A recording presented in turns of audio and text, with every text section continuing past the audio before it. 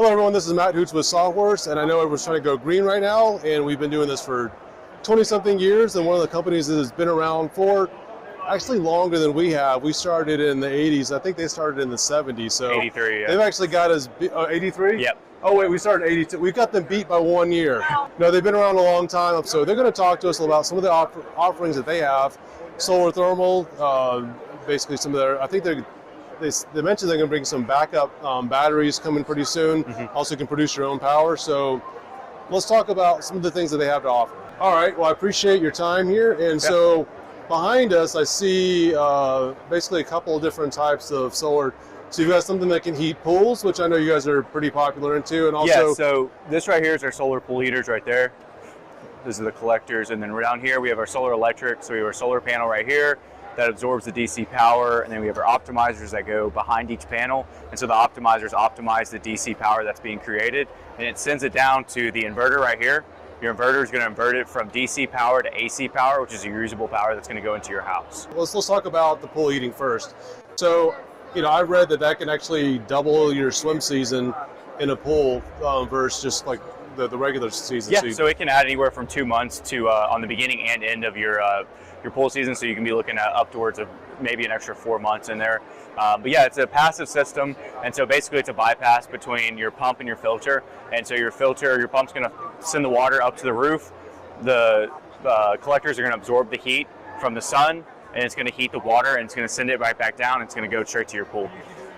But these still need to be maintained. I remember having to decommission them during the wintertime, or is that something that's really all you have to do. You just have to drain the lines in the winter so they don't freeze, and that's about it. Got it. So remind your pool guys to do that, right? Yeah, exactly. Otherwise, you guys would be out there replacing them for them. Exactly, yeah. All right, so that's basically exchanging energy with the water. Let's talk about collecting energy from the sun. So you've got this panel behind us. That's a solar electric panel? Yeah, so this is a solar electric panel right here. And so yeah, this absorbs the power that's being produced from the sun. It's in the form of DC power.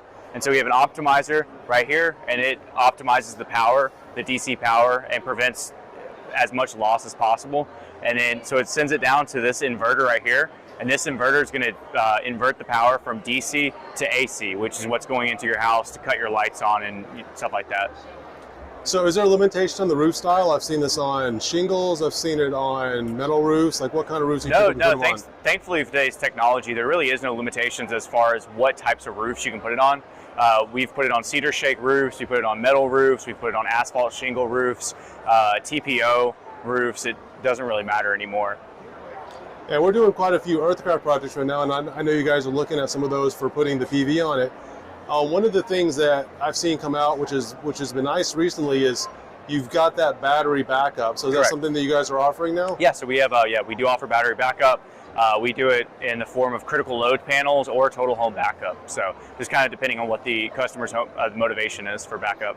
So basically, once you fully charge the battery, what happens to the extra power? Yeah, so once your battery's fully charged, the extra energy is actually sold back to the utility company, and you get that in the form of bill credits that you can use the following month on your bill. Got it. So is there such thing as like you can actually make a net profit off of solar right now? Yeah, or is it depending on how much you can produce. You can, depending on how much you can produce based on what your usage is, it is possible to have some kind of net profit by producing solar. But it sounds like the best option is to put it into the battery first, that we can have it at night. Correct. Use it, and then because it's cheaper that way. Because I'm assuming the rates that you're paying are probably a little bit higher than what you're selling back to the company. Yeah. So typically the EMC company buys it at wholesale value and sells it back to you at fair market value. So you do lose money on that. So it takes quite a bit to actually, get that net profit that you were talking about. So yeah, the best bet is to store it in your battery for the event of a grid outage or overnight or anything like that, and then the little bit that you sell that you have excess goes back to the power company. Got it. Well, I appreciate your time. Yeah. And what's the best way of getting in touch with you? Yeah, so you can check us out on our Facebook page, website, phone, or email.